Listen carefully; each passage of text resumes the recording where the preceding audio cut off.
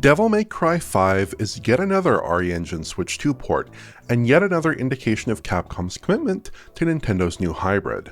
But unlike Pragmata or Resident Evil 9, this title uses RE Engine tech of an older vintage, debuting in 2019 on last-gen consoles and PC. So does this port exceed the image quality and performance characteristics of those more demanding Capcom efforts? Is this the definitive portable version of Devil May Cry 5? This video is sponsored by CyberPowerPC. When you are ready for a major hardware upgrade, the last thing you want is a long wait for your new rig to be built and shipped. To get you playing faster, CyberPowerPC offers a range of next-day PCs. Place your order before 2 PM, Monday to Friday, and your system arrives the next business day with free UK delivery. Built by professionals to the highest quality, these systems are fully tested and feature powerful hardware, including top-tier graphics cards from the RTX or RX 9000 series. CyberPowerPC is a world-leading PC manufacturer with over 25 years of experience. You get peace of mind knowing every system includes a 5-year warranty and is backed by over 12,000 positive Trustpilot reviews. Also, just a quick reminder, CyberPowerPC's Core Set and PS5 bundle deal is set to end on the 30th of June, so to find out more, check out the link in the video description below. Devil May Cry 5 looks pretty good on Switch 2. This 7-year-old title arrived relatively early in the history of RE Engine, and doesn't pack any particularly crazy tech for a Switch 2 title. Reflections are mostly handled using cube maps, for instance, which look okay enough but lack the definition and perspective-correct appearance we're used to from modern reflection solutions. The game's GI appears to be pre-calculated and seems broadly fine, but can leave some objects bereft of lighting detail. Shadows are a mixed bag, and their orientation in scenes with multiple light sources can appear inaccurate. It's not a boundary-pushing RE Engine title in line with recent efforts like Resident Evil Requiem, or at least it's not by modern-day standards. Broadly speaking, the game's cutscene sequences still impress with excellent character work and engaging direction, but the environments can be somewhat flat and uninspiring. But there's a key upside to this approach. The game actually runs and plays great on Switch 2. In its default mode, in docked play at 60Hz output, Switch 2 hits and holds a basically locked 60 FPS update during gameplay. Cutscenes tend to run at about 50 to 60 FPS typically, but the all-important gameplay update is generally flawless in my play. There are some one-off dropped frames in the mix, but no extended dips, at least in the early game. This is an improvement over PS4, which showcased a more erratic run of play during gameplay with some occasional drops and comes closer to the PS5 experience overall. I was concerned DMC5 would follow in the footsteps of other Capcom titles and deliver an unlocked Switch 2 update, but that's not the case here. To Capcom's credit, 60 FPS does seem like a firm target here. The developers haven't settled for an awkward unlocked refresh that deprioritizes input consistency and graphical fluidity. There's another welcome performance bonus over last-gen machines. Interstitial loads after cutscenes are lengthy on PS4, a compromise born of the system's weak storage architecture. But on Switch 2, these sequences are mercifully brief, lasting just a couple seconds. I had thought these might have been removed altogether because they had so little impact they barely registered. Visual comparisons to other prominent platforms are a bit befuddling, however. By default, the Switch 2 version of the game appears much brighter than the other platforms, even though I'm using the default settings on all machines, and their brightness slider values are matched.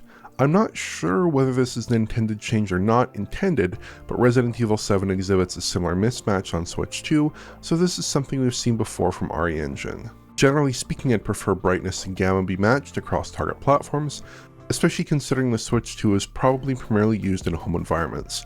If a brighter image is necessary for play outdoors, then that adjustment can be up to the user as a tweak from the default image. Switch 2 appears to use DLSS to my eyes, given certain DLSS-like edge patterns and reconstruction artifacts, at least during gameplay. Cutscenes I'm a bit less certain about, based on prominent issues like persistent aliasing artifacts, but that could be driven more by depth of field and other post-processing. I counted an internal resolution of about 540p here, which follows from other recent RE Engine efforts on Switch 2. From there, I think an upscale to 1080p is likely. That doesn't sound very good relative to the PS4's 1080p internal resolution, but in practice Switch 2 is cleaner and probably ultimately preferable. RE Engine has very poor anti-aliasing, and PS4 appears aliased even when the camera is at rest, with relatively forgiving content. Switch 2 is definitely cleaner if a little soft, though that last issue is exacerbated by the shallower contrast with default brightness. The PS5's 4K resolve beats the Switch 2 soundly, but that's probably not a fair point of comparison given the gulf in capabilities between the two systems.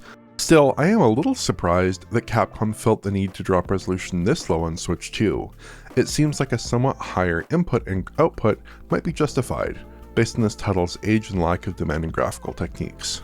Settings otherwise seem close enough to the PlayStation's.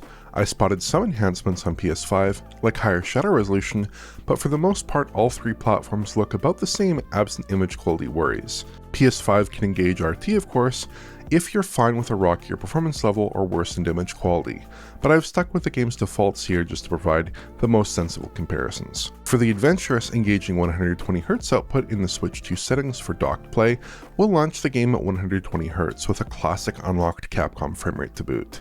I can't advise playing this way personally, if just because the performance level is so inconsistent. 80 to 90 FPS is common here, demanding VRR to appear smooth, which the Switch 2 does not support when connected to a TV. Resolution appears about the same at 540p here, suggesting this may reflect the internal frame time of the game in 60Hz mode as well. I think this is more of a curiosity than something I can actively recommend. Unfortunately, this mode engages automatically with 120Hz enabled in the system settings. There's no toggle to turn it on or off in-game.